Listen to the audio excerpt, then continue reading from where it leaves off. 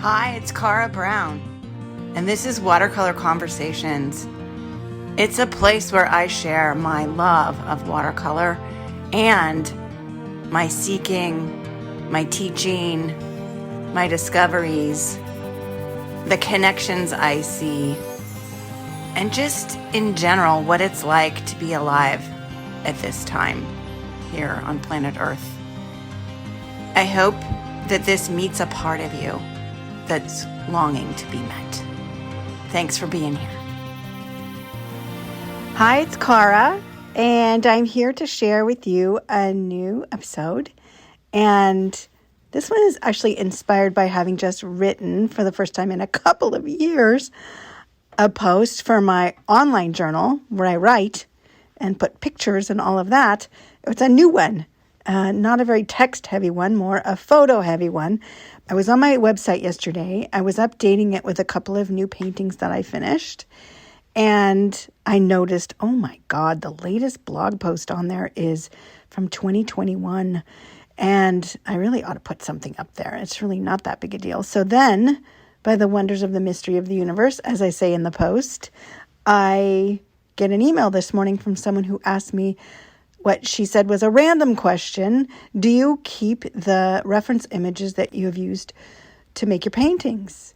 And she would love to see side by side, my painting and then the image that I used to paint it. And my first thought was, well, do I have those pictures? Oh my goodness, I saved them all. I have a whole structure in my Dropbox where I keep all of my photos. That is all the photos that I've painted, and it's organized just like my online gallery by subject. So they are all absolutely there, and then some. So I thought that is the perfect thing to create a new post about. And then I thought, after I did that, there's stuff I have to say about this. And I had to say about this.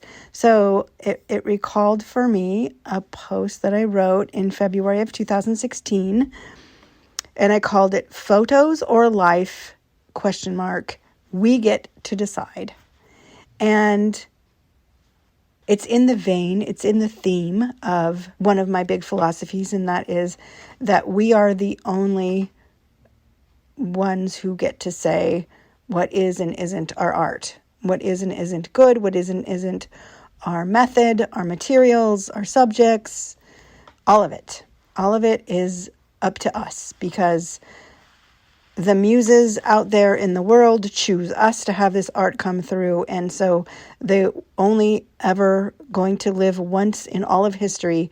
People that we are, we get to make the work that we do uniquely ours.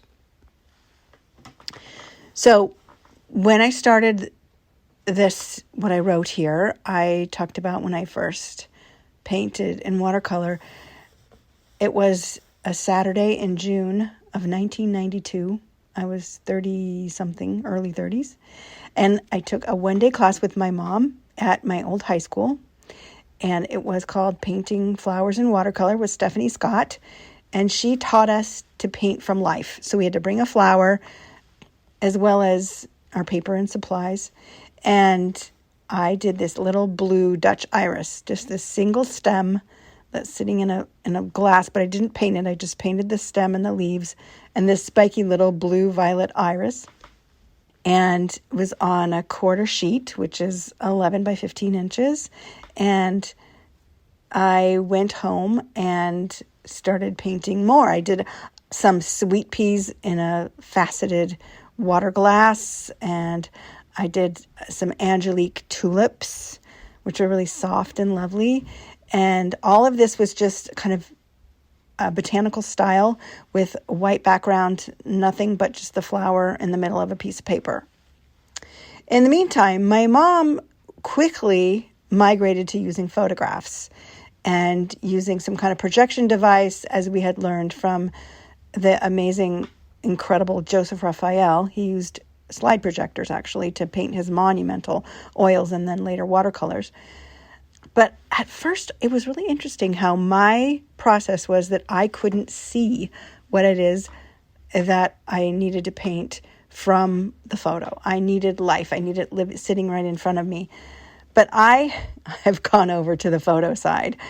I just can't imagine doing what I do, the whole process from editing photos to just being in inconvenient places and times when you can't just sit down and paint. It's not just a still life sitting at the dining room table anymore. I'm all kinds of places in the world, and I can't make a painting in the time that it's going to take to snap a photo. So I have completely become a photo-oriented artist and see it as an integral part of my process. But it's said in the world, it's out there, although so many artists use photo references. There are some people who teach who say that it's inferior, that there's all kinds of, what do I want to say? There are aspects of what it is that we paint that the photo cannot convey. And this is so. It's true. Everything in life is a mixed bag. But we get to decide. That's the whole thing. We get to choose. And if there's a photo that happens upon you in your world, and the message that you see, hear, whatever, when you look at that photo is paint me from that photo, then hey, there's where you go. So these ambiguities that are no longer resolvable because the subject is not in front of us, we just have to deal with it. But there's also something that I have become completely in love with, and that is that the camera can only focus on basically one thing at a time. And when your subject is in focus, your background is out of focus. And I love reproducing those out of focus backgrounds. So it's just part of what I do. And it's become part of what people see me for, as an artist, is what we call my fuzzy backgrounds. And photos have really made it possible to do what I do. I mean, I've been on a ladder up inside a peach tree and an apricot tree and looking into, not inside, but into a cherry tree and persimmon trees on ladders. There's no way I'm going to paint on a ladder. And I've been in fancy food shops, looking through glass cases, trying to not get the glare on the photo. It's up on a chair on top of a patio table, risking my life and limb to get to some beautiful plumeria blossoms in a condo complex we stayed at in Kauai, and crouch down inside the grapes early in the morning when the sun's coming in sideways, or late in the evening when that sun is so beautiful and the way it illuminates the grapes that way. So the light is fleeting, the places are inconvenient, the photos they just make it possible. And then since I've learned Photoshop reasonably well, I have come to love the process of editing my photos, of combining them. It's like collaging digitally. And not only do I crop and lighten and saturate so the colors are more intense, which is something you can do with pretty much any photo device, including your phone. But in Photoshop, you can easily lift elements and put them onto another file and make things smaller and tuck things underneath other things. And I can get lost in this process. And it's the most free I am in the beginning to end of my creative process is when I'm dived into Photoshop and how about this? And it's free form and whatever. When it comes down to painting, I love what I do. And it takes a different kind of focus and a different kind of intentionality. And it's a little bit more intense, the painting side, than this freedom of what if. I don't do what if when I paint. I've already done that. And the painting part is bringing it through. The other thing that happens, kind of backing up a little bit again, is I have gone out on kind of hunting expeditions where I go to a beautiful place like Filoli, the gardens down in Woodside, or somewhere when I'm on my travels, I'll go through beautiful gardens or beautiful areas where they have beautiful gardens, even if they're not formal gardens, with my camera, intentionally looking for potential paintings. And that is really fun and free as well. And that's where I can snap because of the wondrousness of digital photos. Yes, there's downsides to digital too, but we don't have to worry about using too much film anymore. And maybe some of you who don't even remember that, but we did used to have to worry about using too much film.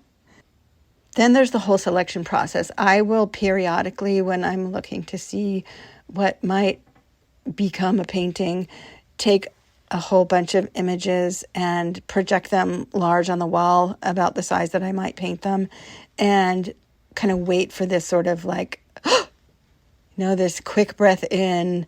Even if I don't actually do it, I might feel it. And it's like, oh, that's what I want to paint. Oh my gosh, that's amazing. Sometimes all it takes is just the little image in my phone. That's happened a few times. That was the case with Fauchon and Claire's. I mean, it was a little teeny Canon ELPH, tiny little digital photo the size of a deck of cards.